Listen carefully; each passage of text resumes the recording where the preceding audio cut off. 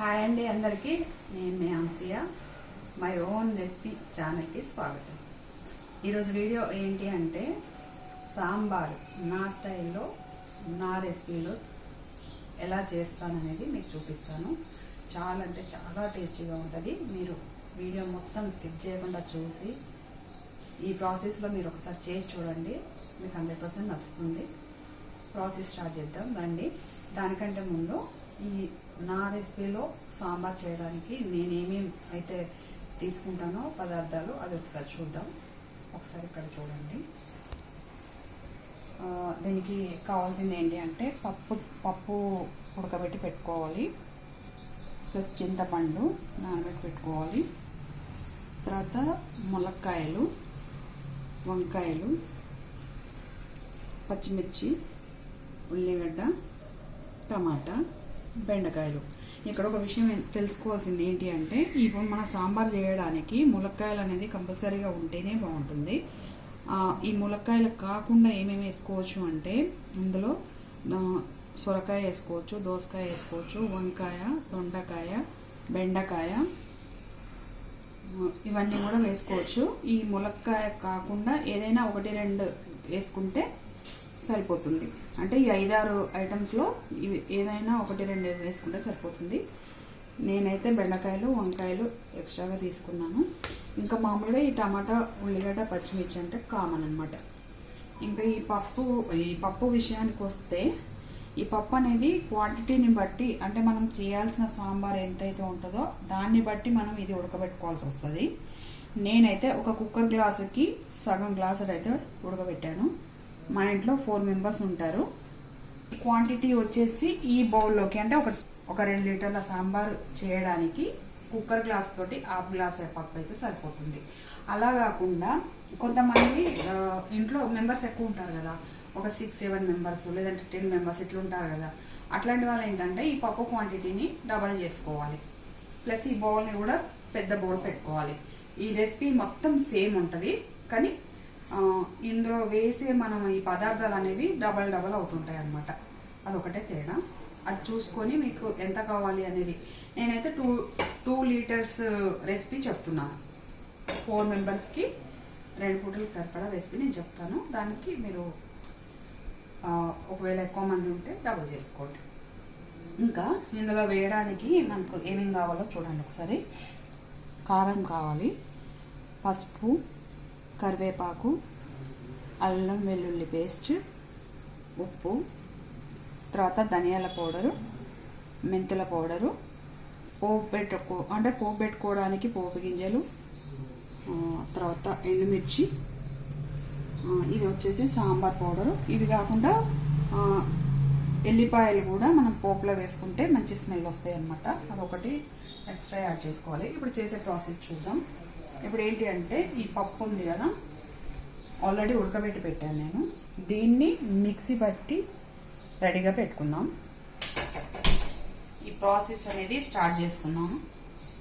కొంచెం ఒక 3-4 టేబుల్ స్పూన్కి సరిపడా ఆయిల్ పోసేసుకొని ఇందులో మనం కట్ చేసుకున్నవన్నీ కూడా ఇవి వేసుకోవాలన్నమాట. పచ్చిమిర్చి, ఇప్పుడు పోపు గింజలు వేయాల్సిన అవసరం లేదు, ఇవన్నీ ఉడకడం కోసం అన్నమాట. కొంచెం ఆయిల్లో వేయించుకుంటున్నాను అంతే. పచ్చిమిర్చి ప్లస్ ఉల్లిగడ్డలు ప్లస్ టమాటాలు ప్లస్ బెండకాయలు, తర్వాత మనం కట్ చేసి పెట్టుకున్న ప్రతి ఒక్కటి కూడా ఇందులో ఆయిల్లో వేసేసుకుందాం. ఇది నేను కట్ చేయలేదు, ఎందుకంటే డైరెక్ట్ మనం బౌల్లోనే కట్ చేసి వేసుకోవాలి, ఎందుకంటే నల్లగా అయిపోతాయని ఇది ఒకటి కట్ చేయలేదు. ఇప్పుడు ఇది కొంచెం కలుపుకొని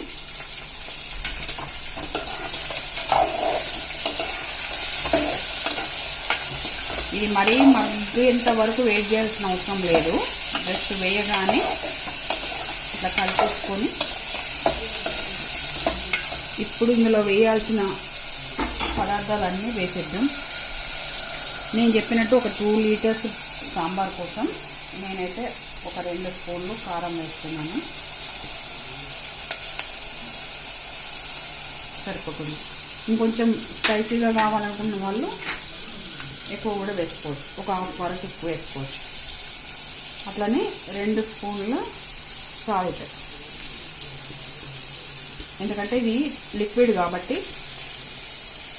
మామూలుగా కర్రీలోకి అయితే అంత పట్టదు. పసుపు 1 స్పూన్ తీసుకోవాలి, ఎందుకంటే పప్పు చారు కాబట్టి కలర్ రావడం కోసమైనా సరే 1 స్పూన్ తీసుకోవాలి. దాని తర్వాత అల్లం వెల్లుల్లి పేస్ట్, ఇది కూడా 1 స్పూన్ తీసుకోవాలి. ఓకే, ఇవన్నీ వేసేసాము కదా. ఇప్పుడు మనం కొంచెం కలుపుకోవాలి, దీన్ని మొత్తం అంతా మిక్స్ అయ్యే విధంగా కలుపుకోవాలి. ఇప్పుడు ఇవన్నీ ఉప్పు, కారం, పసుపు, అల్లం ఇవన్నీ కూడా ఈ ముక్కకి పడతాయి అన్నమాట. మరి అట్లా అని చెప్పి మరీ మగ్గేంత వరకు కూడా వెయిట్ చేయాల్సిన అవసరం లేదు. ఇవి ఒక 2 మినిట్స్ ఇలా వదిలేసి ఈలోపు మనం ఈ వంకాయలు అనేది మనం ఫస్ట్ కట్ చేస్తే నల్లగా అయిపోతాయి కాబట్టి ఫస్ట్ కట్ చేయకుండా తర్వాత ఇందులో కట్ చేసి వేసేసుకోవాలి.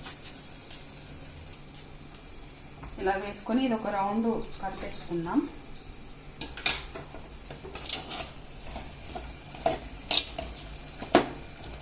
మనం వేసిన ఉప్పు, కారం, పసుపు, అల్లం ఇవన్నీ కూడా ఒక 2 మినిట్స్ వరకు వదిలేద్దాం పట్టడానికి. ఈలోపు మనం చింతపండు రసం చేసేసుకుందాం. ఇది రెడీ చేసేసుకుందాం. కొంచెం వడగట్టేద్దాం.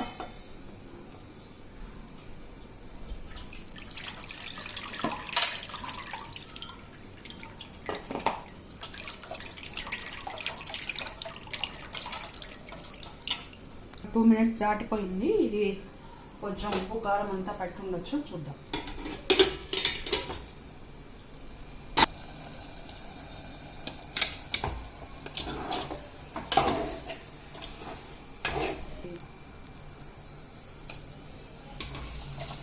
మనం తీసుకు పెట్టుకున్న చింతపండు రసం ఇందులో యాడ్ చేసేసుకుందాం.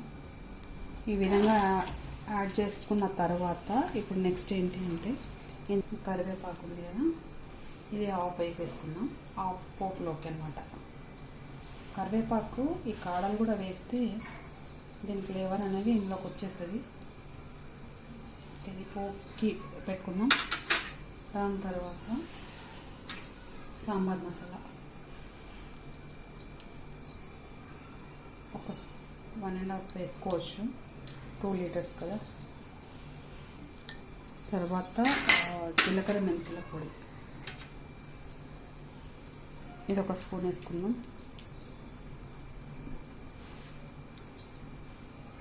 తర్వాత ధనియాల పొడి 1 స్పూన్. ఓకే, ఇందులో వేయాల్సినవన్నీ అయిపోయాయి అనమాట. జస్ట్ మనం ఇది మరిగిన తర్వాత పోపు పెట్టడం వరకు మాత్రమే మిగిలి ఉంది. ఇప్పుడు ఇవన్నీ యాడ్ చేసినాం కదా, దీన్ని మరగనిద్దాం కొంచెం సేపు.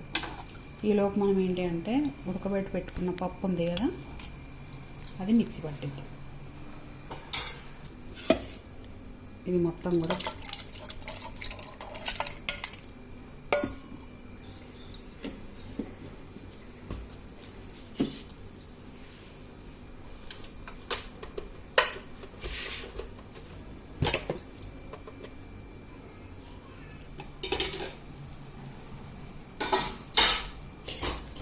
సరే, ఇది మరగడం స్టార్ట్ అయింది.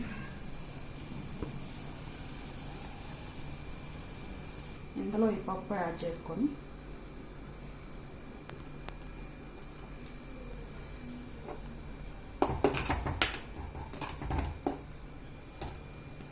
పప్పు మిక్సీ పట్టి పోస్తే ఏమవుతుందంటే సాంబార్ అనేది చాలా చిక్కగా వస్తుంది అన్నమాట.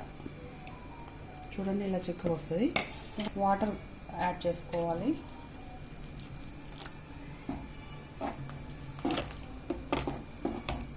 ట్వంటీ మినిట్స్ వరకు మరగనివ్వాలి. ఏంటంటే ఇది ఇప్పుడు మనం వేసిన ఈ ముక్కలన్నీ ఉన్నాయి కదా, ఇవన్నీ మెత్తపడిపోవాలన్నమాట.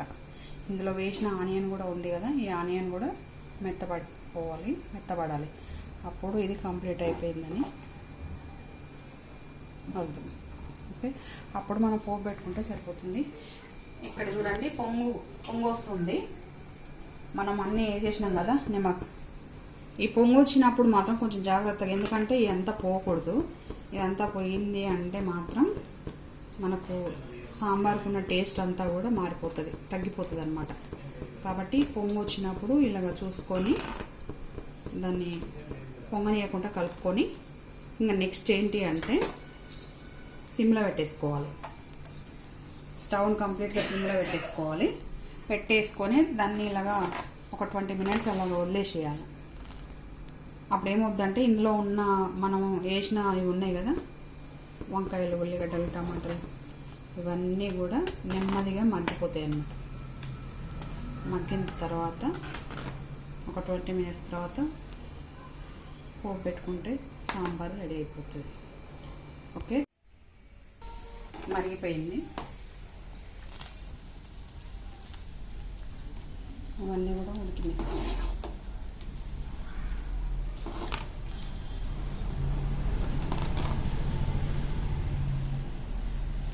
ఇప్పుడు మనం పోపు పెడదాం. బౌల్ పెట్టుకొని ఆయిల్ వేసుకుందాం.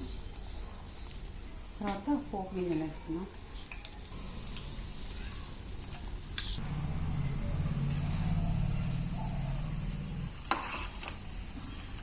ఇది కొంచెం రెడ్ అయిన తర్వాత ఎండుమిర్చి,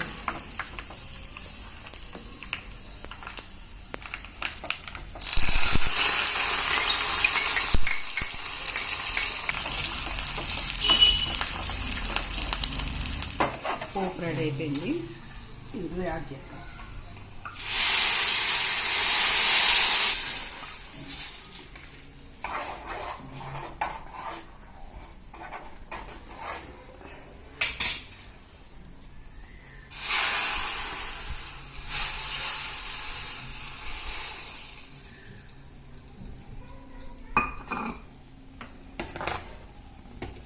సాంబార్ రెడీ అయిపోయింది. తినడమే.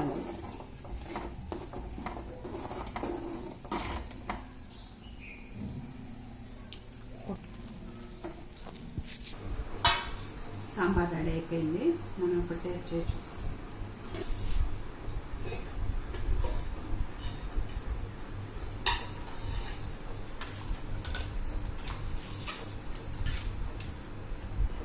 ఈ ములక్కాయలు మన గార్డెన్లో పండినవి అన్నమాట. వంకాయలు కానీ ములక్కాయలు, ఇందులో వాడిన ప్రతి ఒక్కటి మన గార్డెన్లో పండినవి.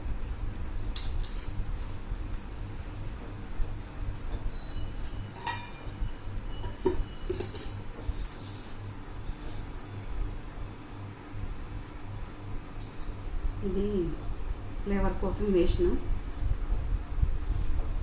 కాలుతుంది. వేడి పప్పుచారు.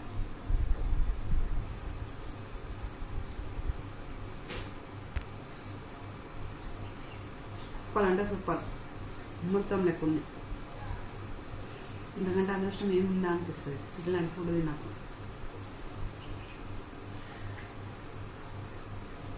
ఇది మన గార్డెన్లో పండిన ములక్కాయ అన్నమాట. ఇప్పుడు మొత్తం అన్నీ కూడా మన గార్డెన్ నుంచి వచ్చినాయి కాబట్టి ఫుల్ ఇంకా టేస్టీగా ఉంటుంది.